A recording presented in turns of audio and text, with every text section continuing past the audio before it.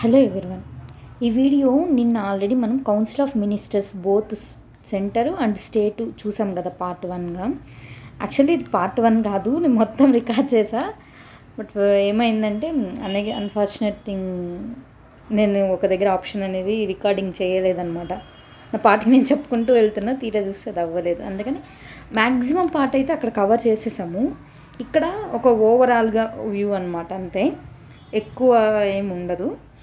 But ఏంటంటే అన్నీ కలిపి ఇప్పుడు దాకా మనం ఏంటి ఒక్కొక్క ఆర్టికల్ అక్కడ ఏం జరిగింది ఇలా మాట్లాడుతున్నాం. ఇక్కడ ఏంటంటే కంప్లీట్గా ఒక కాంప్రహెన్సివ్గా ఒక 15-10 మినిట్స్ మాట్లాడదాము. ఓకే, ఇక్కడ వరకు చూసాం కదా నిన్న మనము. ఒక పార్టీ అంటే సెంట్రల్లో ఒక పార్టీ, లేకపోతే ప్రెసిడెంట్ ఒక పార్టీ, ఇలాంటి ఎక్స్ప్లెనేషన్ విన్నాము. ఒక్కసారి చూద్దాము అసలు 74th ఆర్టికల్ ఏం చెప్పింది. 74th ఇదే చెప్పిందా, కౌన్సిల్ ఆఫ్ మినిస్టర్స్ అనే వాళ్ళు ఉంటారు, వాళ్ళు ఎయిడ్ అండ్ అడ్వైజ్ చేస్తారు ఎవరికి, ప్రెసిడెంట్కి అని చెప్తూ కౌన్సిల్ ఆఫ్ మినిస్టర్స్ ఏదైతే చెప్తారో అది ఖచ్చితంగా ప్రెసిడెంట్ పాటించాల్సిందే అని చెప్పాను. అది ఇప్పుడు 42nd అమెండ్మెంట్లో తీసుకొచ్చారు అన్నాను. కానీ 44th అమెండ్మెంట్ 1978లో ఏం చేశారంటే ప్రెసిడెంట్కి ఒక ఆప్షన్ ఇచ్చారు, రీకన్సిడరేషన్ ఆప్షన్ కూడా అని చెప్పా. రీకన్సిడరేషన్ ఇస్తూ ఏం చెప్పారు, ఒక్కసారి రీకన్సిడరేషన్, బట్ నెక్స్ట్ టైం మళ్ళీ అదే కౌన్సిల్ ఆఫ్ మినిస్టర్స్ కానీ మళ్ళీ రిటర్న్ సెండ్ చేస్తే దానికి ఖచ్చితంగా ప్రెసిడెంట్ సైన్ పెట్టాల్సిందే, షెల్ అని చెప్పాను. ఈ షెల్ అనే వర్డ్ ఇంకో దగ్గర కూడా వస్తుందని చెప్పా. ఎక్కడ షెల్ అనేది ఇంకొక దగ్గర వస్తుంది, ఆర్టికల్ 368 దగ్గరేనా.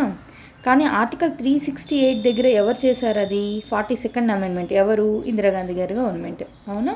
ఇక్కడ క్లారిటీగా ఉంది. సెకండ్ ఏంటి, కోర్ట్స్ మీద ఒక బార్ అనమాట, కోర్ట్స్కి వెళ్ళి క్వశ్చన్ చేసే ఛాన్స్ లేదు అన్నట్టుగా మాట్లాడారు. అంటే జ్యుడిషియల్ రివ్యూ లేదు అని చెప్పా.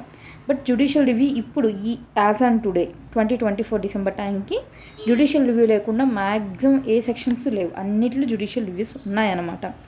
అట్లా జ్యుడిషియల్ రివ్యూ ఉంది, అది కూడా కోర్టు పరిగణలోకి వస్తుంది. మేము కౌన్సిల్ ఆఫ్ మినిస్టర్స్ ఉన్నారు కదా, మీరు ప్రెసిడెంట్కి ఏం సజెషన్లు ఇచ్చారు ఏంటి అన్నదైతే మేము క్వశ్చన్ చెయ్యం. కానీ అంటే ఏమి ఇచ్చారు, ఎందుకు ఇచ్చారు, ఎలా ఇవి అడగం మేము. వాటి రాజ్యాంగ పద్ధతిని మేము ప్రశ్నిస్తాము అని చెప్పి సుప్రీంకోర్టు ఏ కేసులో చెప్పింది అంటే ఎస్ఆర్ బొమ్మాయి కేసులో చెప్పింది. Okay, S R Bommai versus union of India 1994 ఈ కేసులో చెప్పింది అనమాట. సో దీనికి కూడా జ్యుడిషియల్ రివ్యూ వర్తిస్తుందని అర్థం చేసుకోవాలి, రైట్. అట్లాగే 75 చూడండి, 74లో చెప్పింది కరెక్ట్గా రెండు ఎలిమెంట్స్. ఒకటి, ప్రెసిడెంట్తో కౌన్సిల్ ఆఫ్ మినిస్టర్స్కి రిలేషన్ ఎలా ఉండాలి అన్నది.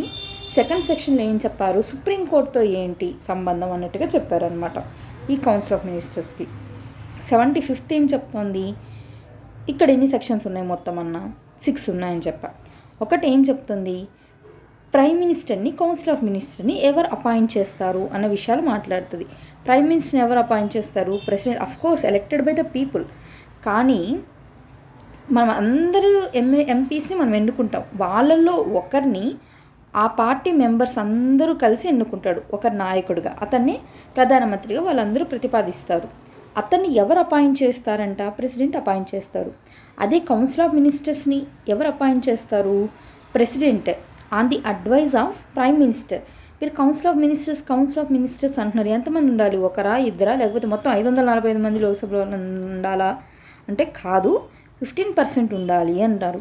15% అంటే ఎవరెవరు అంటే ఇంక్లూడింగ్ ప్రైమ్ మినిస్టర్, లేకపోతే ప్రైమ్ మినిస్టర్కి ఏమైనా ఎక్సెప్షనల్ సిచ్యువేషన్ ఉందంటే లేదు 15% అనేవాళ్ళు ప్రైమ్ మినిస్టర్తో కలిపి ఇంక్లూడింగ్ ప్రైమ్ మినిస్టర్ ఉండాలి అని చెప్పారు.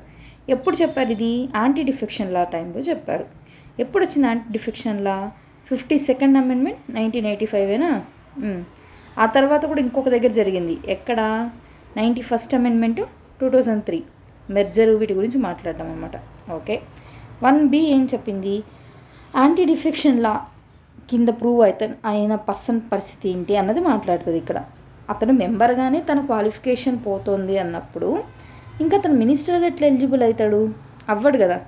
కానీ అలా అతని రైట్ డిప్రైవ్ అయిపోయిన రైట్ అనేది పర్మనెంట్ టెంపరీనా అనే సిచ్యువేషన్స్లో మాట్లాడుతాం. అది టెంపరీ, ఎట్లా టెంపరీ అని చెప్పగలము అంటే అక్కడే చెప్పారనమాట. ఆ టెన్యూరు ఏ హౌస్కి అయితే ఏదో లోక్సభ అయినా రాజ్యసభ అయినా దేనికైతే పోటీ చేస్తుంటాడో ఆయన, ఆ పోటీ చేసిన టైంలోనే కదా ఆయన యాంటీ డెఫెక్షన్ లాకి గురయ్యింది. కాబట్టి ఆయన ఎప్పుడైతే డిఫెక్షన్కి గురయ్యాడో అప్పటి నుంచి ఆ టర్మ్ అయిపోయేదాకా అతను ఎలిజిబుల్ కాదు అని చెప్పారు. అంటే తర్వాత ఎలిజిబుల్ అనే కదా అర్థం. అలా కాకుండా ఇంకొక కండిషన్ కూడా చెప్పారు. ఈలోగా అతను మళ్ళీ కానీ ఏదైనా ఎలక్షన్స్ వస్తే ఆ ఎలక్షన్స్లో పోటీ చేసి గెలిచినట్లయితే, అంతే కదా, గెలిచాడంటే అర్థమైంది ఆటోమేటిక్గా ప్రీవియస్గా ఉన్నది టర్మినేట్ అయిపోయింది, ఇప్పటిదే కంటిన్యూ కదా. ఈ ప్రీవియస్ టర్మినేట్ అయ్యిందంటే ప్రీవియస్కి సంబంధించే కదా నువ్వు డిస్క్వాలిఫైడ్, ఇప్పుడు కాదు కదా. కాబట్టి ఈ కొత్తగా ఎన్నికైనప్పటి నుంచి అట్లా ముందు నీ మీద పెట్టిన బ్యాన్ అనేది చెల్లదు. సో అక్కడ కూడా మీరు పోవచ్చు, మీరు మళ్ళీ కొత్తగా ఎన్నిక అవ్వచ్చు, మళ్ళీ కొత్తగా మినిస్టర్గా వాళ్ళని తీసుకొని వచ్చు. ఓకే. సెకండ్ థింగ్, సెకండ్ సెక్షన్లో ఏం చెప్పారు, వీళ్ళని మినిస్టర్ అనేవాళ్ళు ప్లెజర్ ఆఫ్ ద ప్రెసిడెంట్ ఉన్నంత వరకు మినిస్టర్గా కొనసాగుతారు అన్నారు. రియల్గా చెప్పాలంటే ప్లెజర్ ఆఫ్ ది ప్రెసిడెంట్ అయినా ప్రైమ్ మినిస్టర్ కదా చెప్తారు. నెక్స్ట్ చాలా చాలా ఇంపార్టెంట్ అని చెప్తారు. థర్డ్ సెక్షన్ ఏంటి, collective responsibility. Council of ministers అనేవాళ్ళు కలెక్టివ్గా ఎవరికి రెస్పాన్సిబిలిటీ, వాళ్ళని ఎవరు ఎన్నుకునింది, ఈ ప్రియాంబుల్లో ఏం చెప్పారు, we the people of India అన్నాం కదా. అంటే ఈ దేశము ఎవరికి సంబంధించింది, దేశంలో ఎవరు ఎక్కువ తక్కువ ఎవరు కాదు, ఇక్కడ అందరికన్నా ఎవరు ఎక్కువ అంటే ప్రజలు, ఆ భారత ప్రజలకే వీళ్ళు కలెక్టివ్గా రెస్పాన్సిబుల్ ఉండాలి. అంటే ఒక మినిస్టర్ కానీ రిజైన్ చేస్తే ఆ గవర్నమెంట్ ఏం పడిపోదు, బట్ కౌన్సిల్ ఆఫ్ మినిస్టర్స్ కానీ రిజైన్ చేయాల్సిన పరిస్థితి వస్తే గవర్నమెంట్ పడిపోతుంది. ఓకే, అది ఎక్సెప్షనల్ కండిషన్స్. నార్మల్గా అయితే ఏంటి, కౌన్సిల్ ఆఫ్ మినిస్టర్స్ ఖచ్చితంగా ఎవరికి ఎక్కువ రెస్పాన్సిబిలిటీ ఉండాలి, లోక్సభకి రాజ్యసభకా, లోక్సభకి, రైట్, అదే చెప్తున్నారు, house of the people. Next fourth one ఏంటి, ఓత్ ఎన్ని ఓత్స్, మామూలుగా అయితే ప్రతి ఒక్కరికి ప్రతి కాన్స్టిట్యూషనల్ పొజిషన్కి ఓత్ ఉంది. ఇక్కడ అంటే ఇక్కడ 2 ఓత్స్ ఉన్నాయి, ఒకటి ఓత్ ఆఫ్ ఆఫీస్ ఉంది, 2 ఓత్ ఆఫ్ సీక్రసీ కూడా ఉంది, రైట్. ఇవి ఎక్కడ మెన్షన్ చేస్తున్నారంట, 3rd షెడ్యూల్లో మెన్షన్ చేస్తున్నారని చెప్పారు, రైట్. ఫిఫ్త్, 6 మంత్స్లోనూ ఏ సభలోనూ సభ్యుడు కాకపోయినప్పటికీ అతన్ని మినిస్టర్గా మనం ఎన్నుకోవచ్చు అని ఇక్కడ చెప్పారు. ఆ మినిస్టర్గా ఎన్నుకున్న తర్వాత తనని ప్రైమ్ మినిస్టర్ కూడా చేసుకోవచ్చు కదా మనం. ఎవరు ప్రైమ్ మినిస్టర్ అంటే వాళ్ళలో ఒకడైనా గెలిచిన వాళ్ళల్లో, అంటే గెలిచిన వాళ్ళలో ఒకరు నార్మల్ సిచ్యువేషన్. ఇక్కడ ఏం చెప్తున్నారు, ఈవెన్ అతను గెలవకపోయినా ఏమీ చెయ్యకపోయినా సరే 6 నెలలు ఒక అనామకుని కూడా తీసుకొచ్చి పెట్టచ్చు అని చెప్తున్నారు. కానీ తర్వాత 6 నెలల తర్వాత అతను ఖచ్చితంగా, ఒకవేళ అతను అదే పొజిషన్ కంటిన్యూ చేయాలంటే ఖచ్చితంగా ఎలక్షన్స్కి వెళ్ళాల్సిందే. బట్ 6 నెలలు అయితే ఆయనకి ప్రొవిజన్ ఉంది కదా. మరి ఈ లోపల ఏమైనా చట్టాలు చేస్తే మరి దానికి రెస్పాన్సిబిలిటీ ఎవరు, అది కూడా ఆలోచించాలి కదా. ఓకే. 6th వన్, శాలరీస్ ఎవరు ఇస్తారు, పార్లమెంటు లా ప్రకారం చేసి ఇస్తుంది అన్నారు. లేదంటే 3rd షెడ్యూల్లో చెప్పున్నారు కదా, 2nd షెడ్యూల్లో ఆ విధంగా ఇస్తారు అని చెప్పారు, రైట్. ఇది ఎక్కడికి సంబంధించింది, సెంటర్కి, అలాగే స్టేట్కి. సెంటర్లో ఉన్న 74th సంబంధించింది, 75th ఆర్టికల్ సంబంధించింది. 74 ఏం చెప్తోంది, కౌన్సిల్ ఆఫ్ మినిస్టర్స్ గురించి మాట్లాడుతుంది. ఇంకా మర్చిపోకూడదు, 74 ఏం చెప్తుంది, కౌన్సిల్ ఆఫ్ మినిస్టర్స్ అంతే. 75th ఏం చెప్తుంది, ఇంకా ప్రొవిజన్స్ ఏమున్నాయి మినిస్టర్స్కి అనేది చెప్తుంది. ఇదిగోండి, ఇంతేనా. ఓకే. ఇప్పుడు సెంటర్లో ఉన్న 74కి స్టేట్లో ఉన్న ఏ ఆర్టికల్, స్టేట్లో 163నేనా, 163 కంపేర్ చేయండి. బోత్ అక్కడ ఎవరు ఉంటారు, ప్రెసిడెంట్ ఉంటారు, ఇక్కడ ఎవరు ఉంటారు, గవర్నర్ ఉంటారు. ప్రెసిడెంట్కి ఎవరు ఉన్నారు, council of ministers aid and advice చేస్తారు. గవర్నర్కి ఎవరికెవరు చేస్తారు, కౌన్సిల్ ఆఫ్ మినిస్టర్స్. ఏ రాష్ట్ర ప్రభుత్వానికి ఆ రాష్ట్ర ప్రభుత్వాలు సపరేట్ ఉంటాయి కదా, రాష్ట్రానికి ఆ కౌన్సిల్ ఆఫ్ మినిస్టర్స్ అనమాట.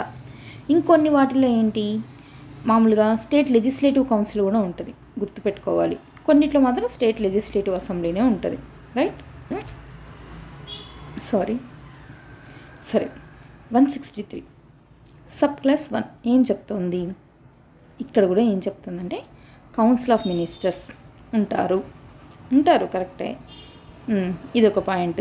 ఉండి వీళ్ళు ఏం చేస్తారు, ఎయిడ్ అండ్ అడ్వైస్ చేస్తారంట. ఎవరికి, ప్రెసిడెంట్కి.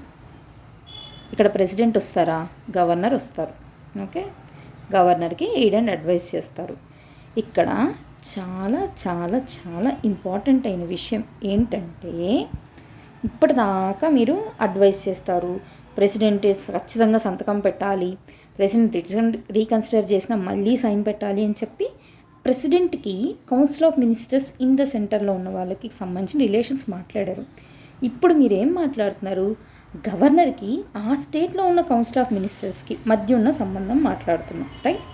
ఈ టైంలో ఏమవుతుందంటే, ఇది స్టేట్కి సంబంధించింది కాబట్టి ఇక్కడ గవర్నర్ని ఎవరు అపాయింట్ చేస్తున్నారు? సెంట్రల్ గవర్నమెంటేనా? ఈ గవర్నర్కి డిస్క్రిషనరీ పవర్స్ ఉంది అని ఈ సెక్షన్లోనే అర్థమవుతుంది అనమాట.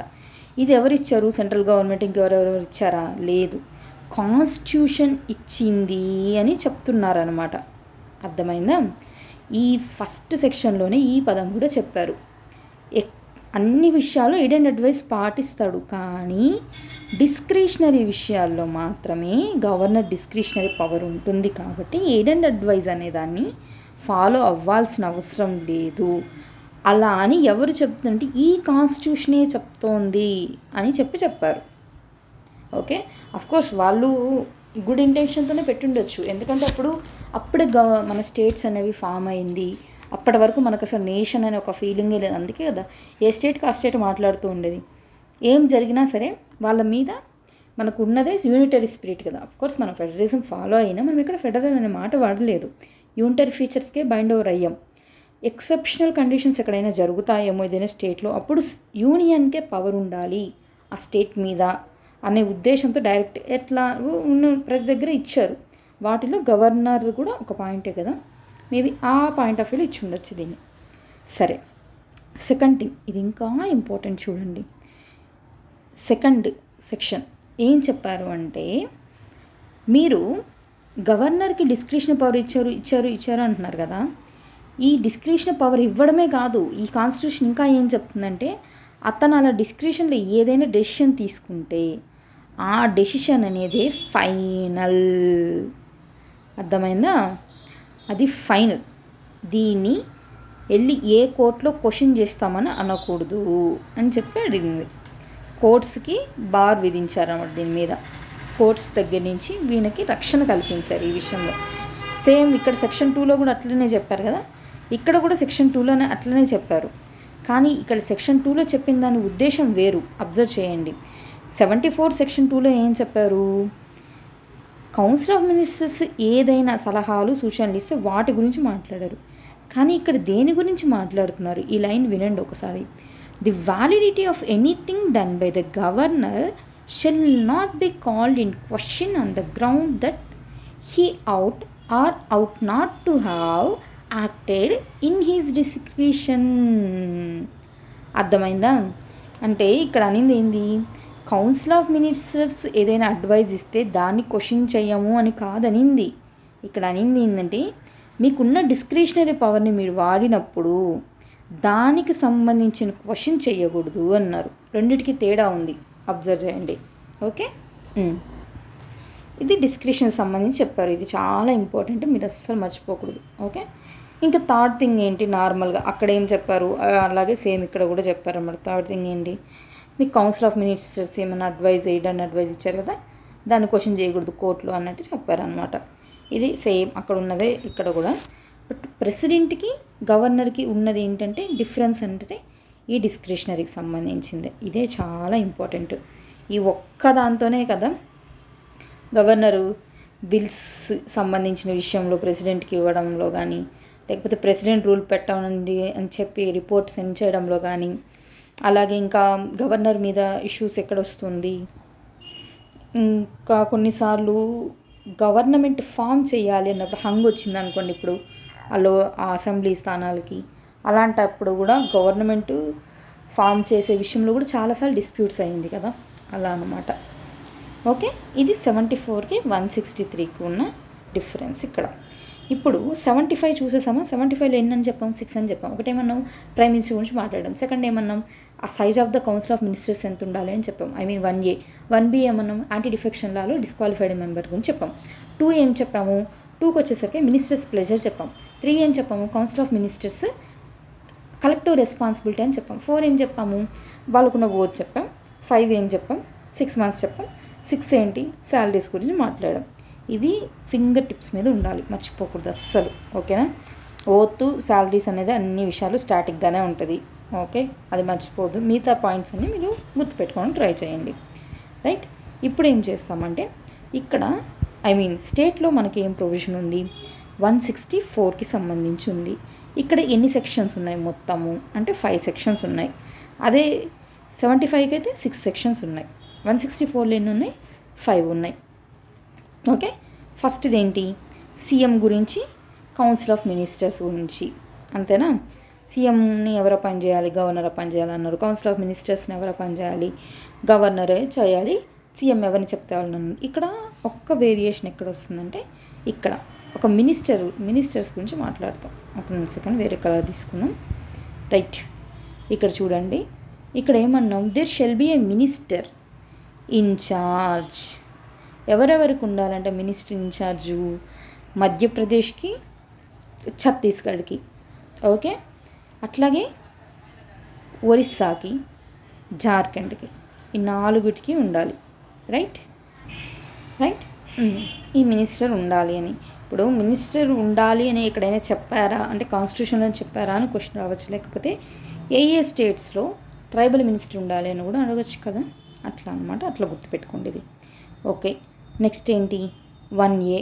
1A ఏం మాట్లాడుతుంది, ఇక్కడ కూడా 1A ఉంది, అక్కడ కూడా 1A ఉంది. 1A ఏం మాట్లాడుతుంది, 15% ఉండాలి సైజ్ గురించే మాట్లాడుతుంది.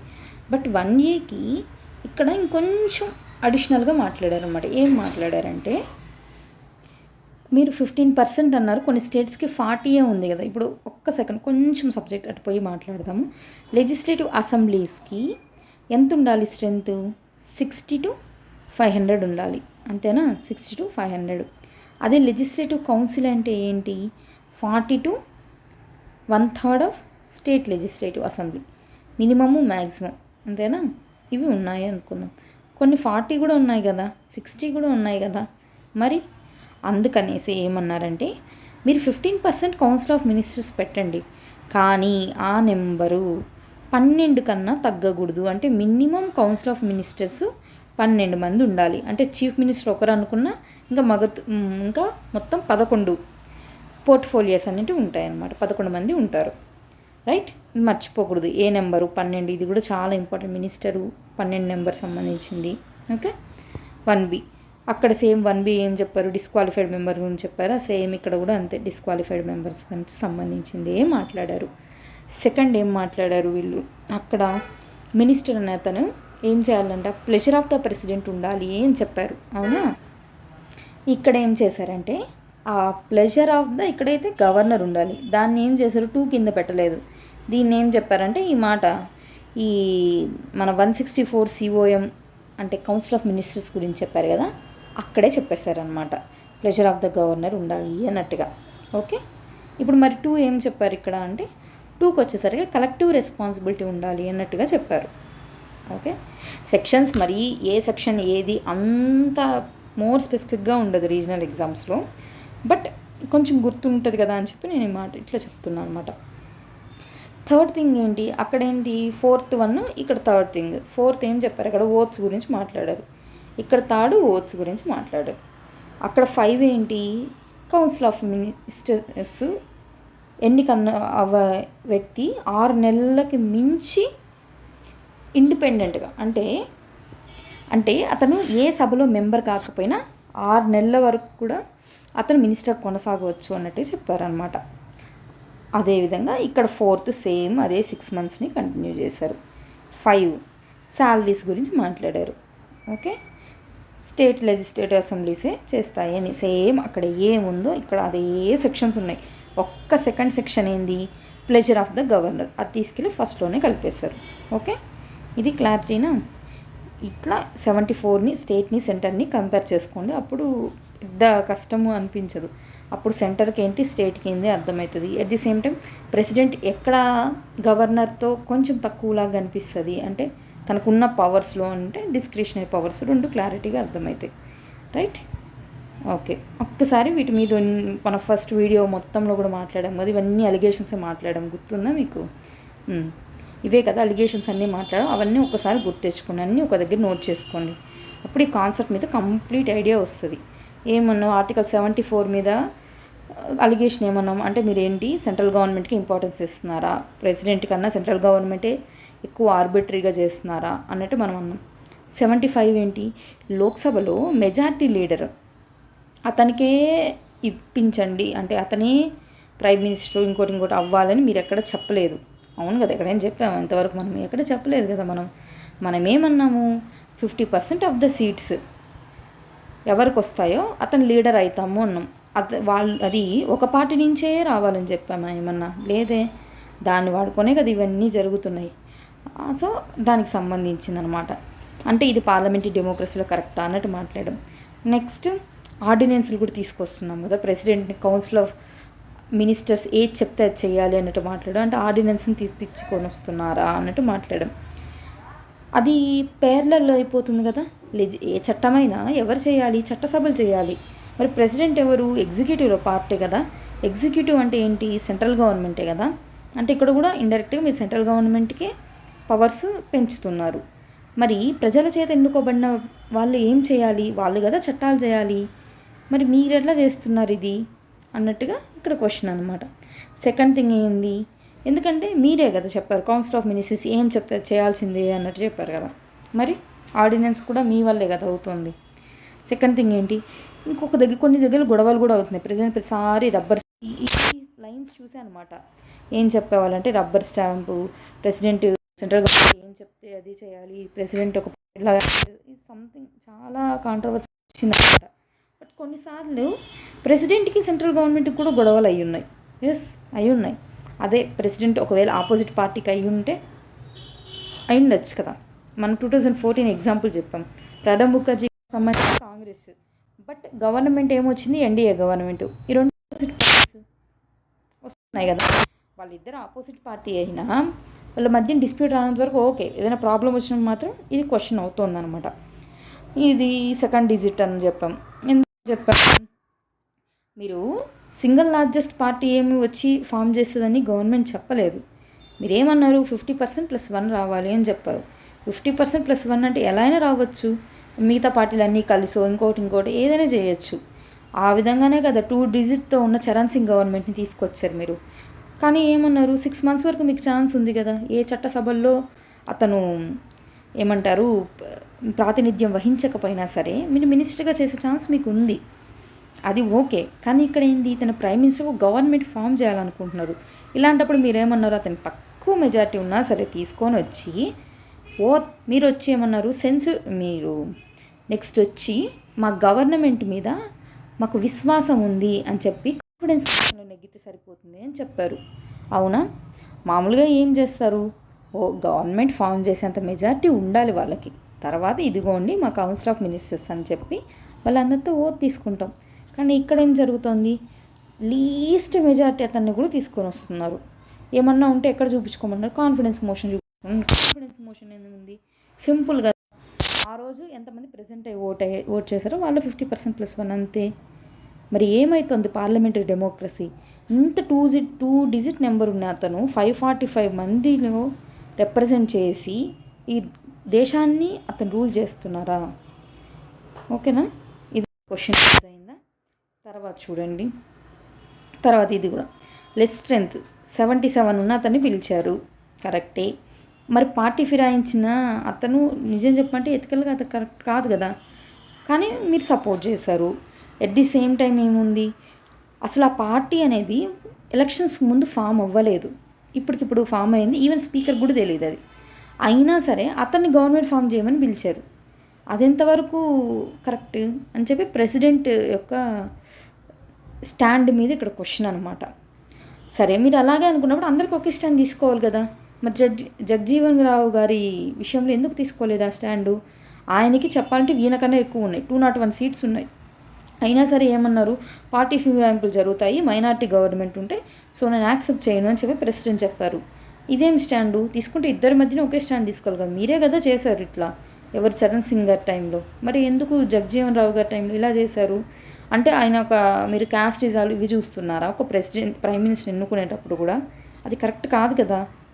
నెక్స్ట్ ప్రెసిడెంట్కి క్లియర్గా తెలుసు వీపీ సింగ్ గారికి అప్పుడు ఏమంటారు ఆయనకి సరిపోయినంత మెజారిటీ లేదని. అయినా సరే ప్రెసిడెంట్ వెల్కమ్ చేశారు, ఆయనకి ఛాన్స్ ఇచ్చారు. ఓకే, కాన్ఫిడెన్స్ మోషన్ని మీరు ఎదుర్కోండి అన్నట్టుగా మీకు క్లారిటీగా తెలిసినప్పుడు ఎందుకు అంటే ఇండైరెక్ట్గా మీరే పార్టీ ఫిరాయింపులు అనే వాటిని ఎంటర్టైన్ చేస్తున్నారని అర్థము. అది కూడా రాంగే కదా. సెకండ్ థింగ్, లీస్ట్ మెజారిటీ ఉన్న వాళ్ళు కూడా ప్రైమ్ మినిస్టర్గా చేస్తున్నారు. ఇప్పుడు దాకా చెప్పింది అదే కదా. ఇది ఏంటి, పివి నరసింహారావు గారి గవర్నమెంట్ అప్పుడు 1991 ఎలక్షన్స్ అప్పుడు ఏమైంది, నేషనల్ ఫ్రంట్ వాళ్ళు అబ్సెంట్ అయ్యారా. అందుకే కదా నరసింహారావు గారి గవర్నమెంట్ ఈజీగా అప్పుడు ఏమంటారు మోషన్ మూవ్ చేయగలిగింది. అంటే ఇక్కడ ప్రతిపక్షాన్ని కూడా క్వశ్చన్ చేస్తున్నారు అనమాట. ఇంత ఇంపార్టెంట్ థింగ్ ఉన్నప్పుడు వాళ్ళు ఎలా ఆబ్సెంట్ అవుతారు, అవునా?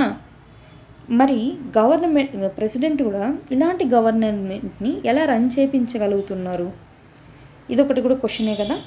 తర్వాత చూడండి, president not form before the call but party is president not call. Okay, ఇది కూడా దేనికి సంబంధించింది? నెక్స్ట్ వచ్చిన నేషనల్ ఫ్రంట్కి సంబంధించింది. వాజ్పేయి గారికి టైం ఇచ్చారు 13 days ప్రూవ్ చేసుకోండి అని, బట్ కాలేదు. తర్వాత దేవగౌడ గారు వచ్చారు కదా, అప్పుడు దేవగౌడ గారి టైంలో ఈ విధంగా చేశారనమాట.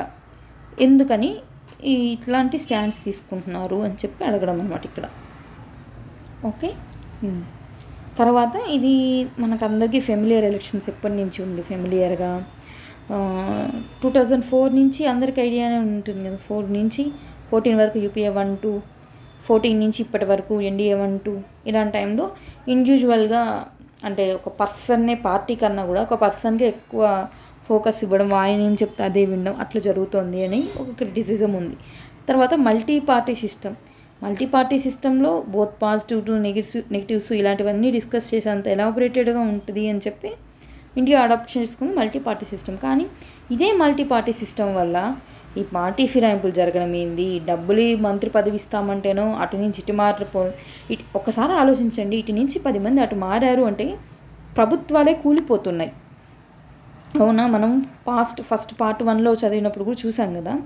ఒక్క ఓటుతో, అవునా, ఒక్క ఓటుతో సెకండ్ టైం వాజ్పేయి గారు ప్రభుత్వం కూలిపోయింది, గుర్తుందా? ఒరిస్సాకు సంబంధించిన గిరిధర్ గుమ్మం గారి విషయము, ఏడెంకి విత్డ్రా సపోర్ట్ చేసుకుంది ఈ టైంలో.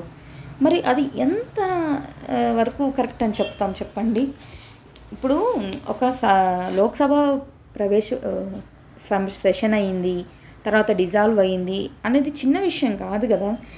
అది ఒక పార్టీకో లేకపోతే ఒక మెంబర్కో సంబంధించింది కాదు, ఈ దేశ ప్రజల మనోభావాలకి సంబంధించింది. ఏమనుకుంటున్నాం మన ఈ దేశానికి సంబంధించి దేశం ఇలా ముందుకెళ్ళాలి అని చెప్పి ఆయా పార్టీలు చూపించే మేనిఫెస్టోని నమ్మి ప్రజలందరూ ఓటేస్తున్నాం కదా. మరి ఆ ప్రజలందరి మనోభావాలు మీరు తీసుకెళ్ళి గంగలో కలిపిన వాళ్ళు అవుతున్నారు. అది ఎంతవరకు కరెక్ట్?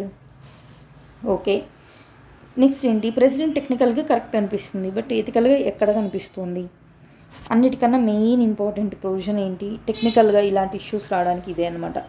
మీరు కౌన్సిల్ ఆఫ్ మినిస్టర్స్ చేసేటప్పుడేమో 50% +1 కావాలంటున్నారు, బట్ కాన్ఫిడెన్స్ మోషన్కి ఏంటి జస్ట్ 50% ప్రెజెంటెడ్ ఓటింగ్ చెప్తున్నారు. దీనివల్లే వీళ్ళందరూ ఇట్లా ఆడుతున్నారు అనమాట. నెక్స్ట్, అసలు ఇదే ఛాన్స్ అని చెప్పి ఇంకొంతమంది ఏమంటున్నారంటే ఈ పార్లమెంటరీ సిస్టంలో ఇవన్నీ రాంగ్స్ ఉన్నాయి, అందుకే కదా మేము చెప్పేది పార్లమెంటరీ సిస్టమ్ ముందు ఇది కొత్త అమెండ్మెంట్ తీసుకురండి, లేకపోతే కొత్త రాజ్యాంగం రండి, మరి రాయండి, మనం ఈసారి నుంచి ప్రెసిడెన్షియల్ ఎలక్షన్ సిస్టమ్ తీసుకుందాము, అది ఇదని చెప్తున్నారు. ఒకవేళ అదే జరిగితే అంటే వాళ్ళు ఏం చెప్పాలనుకుంటున్నారంటే ఎప్పటికీ కంటిన్యూస్గా ఒకే పార్టీ రూలింగ్లో ఉండాలి అనుకుంటున్నారు. ఇప్పుడు 5 ఏళ్ళకు ఒకసారి జనాలు ముందుకు వస్తేనే ఇన్ని ఇష్యూస్ జరుగుతున్నాయి. ఇప్పుడు 5 ఏళ్ళు కూడా కాదు అని మనం ఫ్రీ హ్యాండ్ ఇచ్చేసామనుకోండి పొలిటికల్ పార్టీస్కి, అప్పుడు అసలు ఈ దేశంలో ప్రజాస్వామ్యం అనేది నిలబడుతుందా? ఆలోచించండి. కరెక్ట్ కాదు కదా అట్లా చేయడము. అదనమాట విషయం. ఇంకొకటి కూడా, ఇప్పుడు పార్లమెంటరీ ఫామ్ అయినా ప్రెసిడెన్షియల్ ఫామ్ అయినా ఒకసారి థింక్ చేయండి. లీడర్స్ అయితే వాళ్ళే ఉంటారు కదా, పార్లమెంటరీ ఫామ్లో అయినా వాళ్ళే లీడర్ సపోర్టివ్గా పార్టిసిపేట్ చేస్తారు, ఇక్కడ కూడా వాళ్ళే. వీళ్ళు మారనంత వరకు ఏ టైప్ ఆఫ్ సిస్టమ్ అయితే ఏముంది, అది కూడా కరెక్టే కదా. సో ఇవన్నీ మైండ్లో పెట్టుకొని అప్పుడు ఈ 74, 75ని 163, 164ని చదవండి. అందుకనే వీటి నుంచి క్వశ్చన్ లేకుండా క్వశ్చన్ పేపరు ఫ్రేమ్ చేసే వాళ్ళు కూడా ఇంట్రెస్ట్ చూపించారు. ఎందుకంటే దీని మీదే మన ఇండియన్ కాన్స్టిట్యూషన్ అనేది రిలే అయిపోయిందంటే ఇవి చెప్పాలంటే మూల స్తంభాలు అంటారు కదా, అలాంటి ఆర్టికల్స్ అనమాట ఇవి జస్ట్ ఒక 2 ఒక 6 ఉన్నాయి, 8 సెక్షన్లో అయిపోచేసే అంత చిన్న విషయం అయితే కాదు. దీని బ్యాక్డ్రాప్లో ఇంత కథ జరిగింది. ఓకే, హోప్ అందరికీ అర్థమైందని అనుకుంటున్నాను. ఏదైనా డౌట్ ఉన్నా కమెంట్ సెక్షన్లో మెన్షన్ చేయండి. Will sort out. Thank you. Bye.